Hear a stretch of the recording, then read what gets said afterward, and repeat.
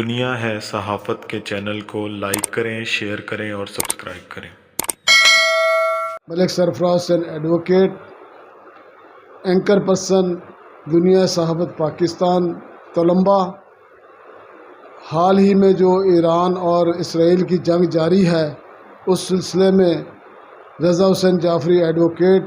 جو کہ تحریک نفاذ فقہ جعفریہ کے ضلع خانیوال کے صدر ہیں، ان سے بات کرتے ہیں۔ بسم اللہ الرحمن الرحیم۔ بہت شکریہ ملک صاحب۔ اچانک سے بربریت کا مظاہرہ کرتے ہوئے اسرائیل نے جس طرح فلسطین اور غزہ کو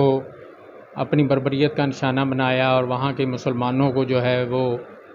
انتہائی اذیت اور مشکلات سے دوچار کرتے ہوئے قتل و غارت کا بازار گرم کر رکھا ہے، اور اسی طرح اس نے یہ دیکھا کہ بھی مسلم میں امہ جو ہے وہ اس بارے میں کوئی خاص رد عمل نہیں دکھا رہی، اور جیسے میری مرضی ہے، جیسے میں چاہتا ہوں ویسے ہوا جا رہا ہے، اور اقوام متحدہ کی قراردادوں کے باوجود اس نے غزہ پر اپنا ظلم جاری رکھا ہوا ہے، فلسطین پر جو اپنا ظلم جاری رکھا ہوا ہے، اور وہاں پر ہزاروں مرد و خواتین اور بچے بوڑھے جو ہیں وہ ہر روز مر رہے ہیں۔ لیکن دوسری طرف اب اس نے ایک نیا کام کیا کہ اس نے اچانک سے ایران پر بھی حملہ کر دیا، اور رات کی تاریکی میں ہونے والے اس حملے میں ایران میں کافی نقصان ہوا۔ ان کی جو عسکری قیادت ہے، جو ایٹمی سائنسدان ہیں، یا ان کے جو ایٹمی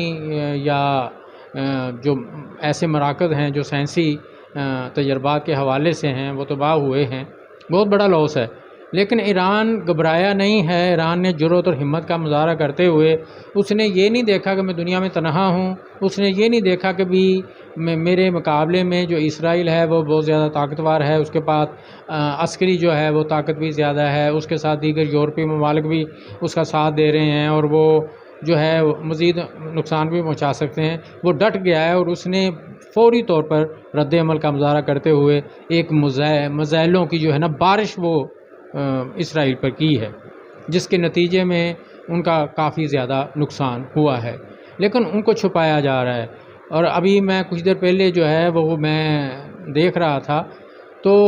جو فاکس نیوز ہے اس کے رپورٹر نے بتایا کہ میں اس وقت اسرائیل میں موجود ہوں، اور میں نے اس سے قبل جو ہے اسرائیل میں اتنا بڑا حملہ نہیں دیکھا۔ اس کا مطلب یہ ہے کہ وہاں پہ جانی نقصان بھی ہو رہا ہے، مالی نقصان بھی ہوا ہے، اور یقیناً اسرائیل کو کچھ عرصے بعد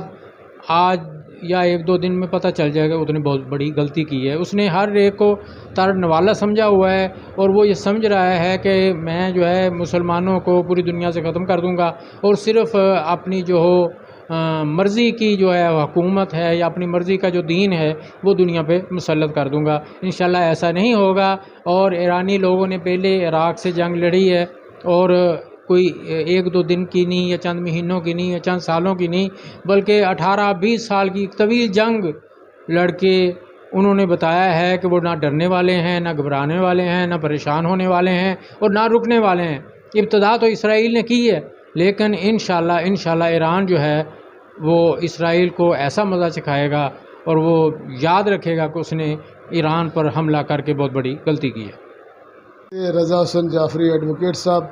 جو اسرائیل اور ایران کی جنگ کے بارے میں اپنے خیالات کا اظہار فرما رہے تھے۔